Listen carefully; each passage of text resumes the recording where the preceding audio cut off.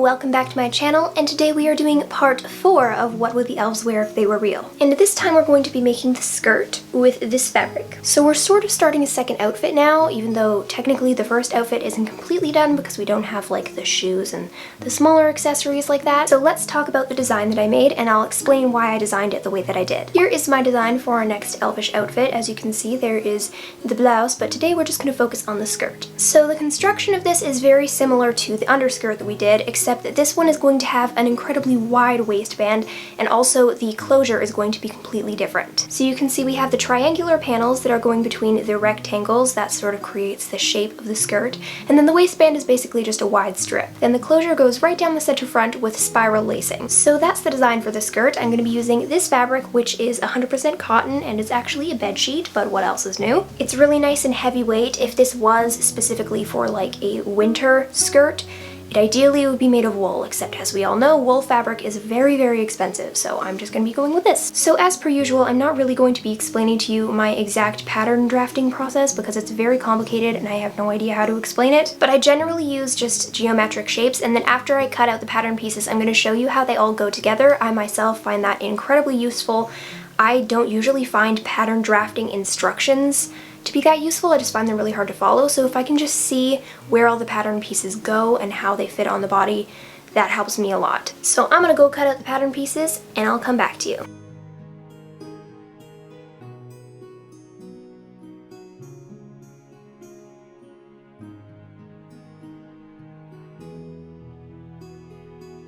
Alrighty, I have my pattern pieces. These are the rectangles. I did make them flare out a little bit at the bottom just so that there's a little bit of extra floof. So you'll have 2 of these on the front and also 2 on the back. And then between each of those on the center, the back, and the sides, you'll have these triangular panels. So these will go like that and sort of flare out the other pieces. Then there's the waistband bit, which folds in half lengthwise so you have a nice clean edge. That'll go right here, of course, on your waist, and depending on the shape of your rib cage and your hips, you might need to put some darts here. So I'm going to start sewing together all of the panels using a French seam. Here's a diagram of a French seam if you don't know what that is. It's basically a way of making the inside seams be as clean as the outside. So we'll get all that boring construction stuff out of the way. It's going to take a little while because I'm sewing it by hand. And then after that we can get to sewing on all the waistbands and all the finishing and everything. So I'm going to get stitching.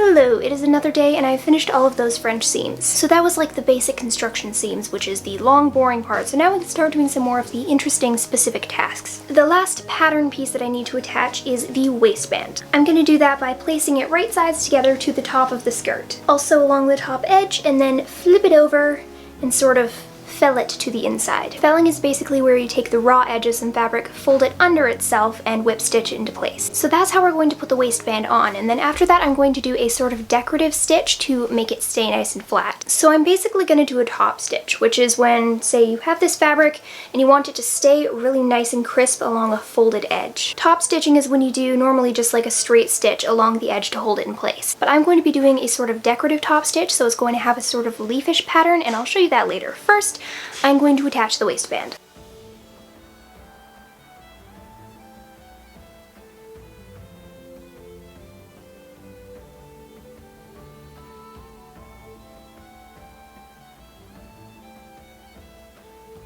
Alright, now I'm going to do that decorative top stitch that I was talking about before. So this also happened in a previous project, and I'm not really sure why it's happening, but the waistband is kind of doing like this weird twisty thing, if you can see that. Like it's not laying flat, which is especially weird because I ripped along the fibers, so they should be perfectly straight. But last time this happened, if I just tried to like flatten it out and did a top stitch, that really helped it lay flat. So once I have it pressed flat, I'm just going to put a few pins in it to sort of hold it like that for a little. Now I have 2 of the strands of some white cotton embroidery thread. So this is a pretty simple decorative stitch. I'm just going to start by sticking my needle in. Now I'm basically just going to stitch a little diamond shape.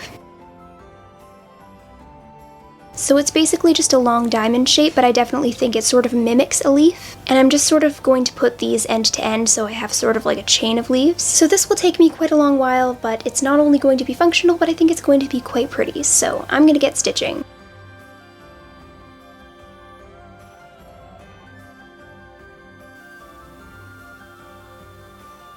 Now that I have this decorative top stitch done, I'm going to start finishing off the closure. So I'm just going to fold this raw edge over twice and whip stitch that into place. I don't actually have any thread that matches this fabric, so I'm just using this linen thread, and I'm just going to use really tiny stitches so that you can't really notice it.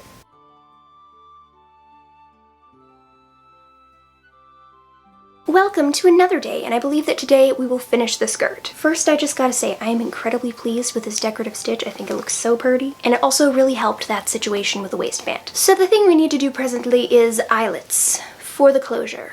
More eyelets. So far, every video of this series has had eyelets in it, and usually a lot of eyelets. This is probably going to be about 20, like 10 on each side. So this is going to be spiral lacing. So instead of the eyelets being parallel and matching up perfectly, they're going to be kind of offset and slanted. So if you've watched any of the other videos, you already know how I do my eyelets. However, as I mentioned, I don't actually have a thread that will work perfectly with this. And for the eyelets, you absolutely will be able to see the thread. So what I'm doing is taking a thin piece of the white embroidery thread and a piece of black thread that I actually pulled out of this fabric, and I threaded them into the same needle here. So let's get started.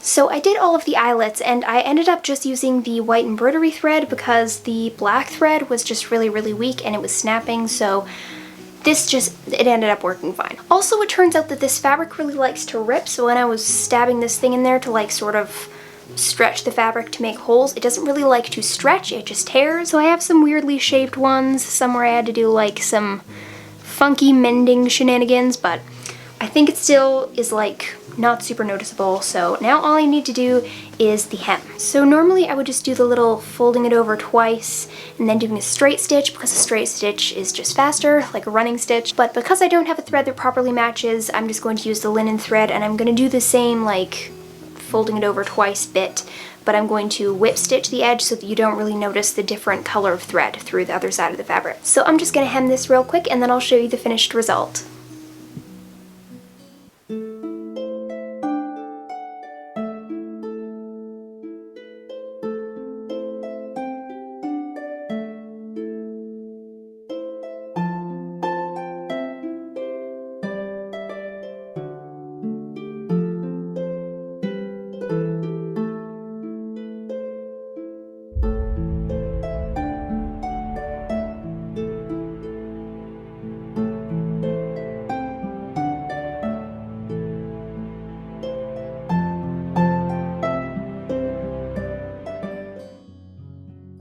That is the finished product of my Elvish skirt. There are a couple things wrong with this, but overall I really like it. The silhouette is great, and I'm a big fan of the wide waistband. As with the Elvish dress, because they have the same skirt pattern, this skirt is incredibly swooshy and very satisfying to wear. I also like the embroidery / decorative top stitching along the top of the waistband. I'm a big fan of that. It also has very Gandalf vibes. Like if I want to do a female Gandalf character bounding situation, this is perfect. Now the things I would change if I were to do this again. There's this weird bit of gapping in the waistband right here, and it's not that like those bits can't meet, like they can.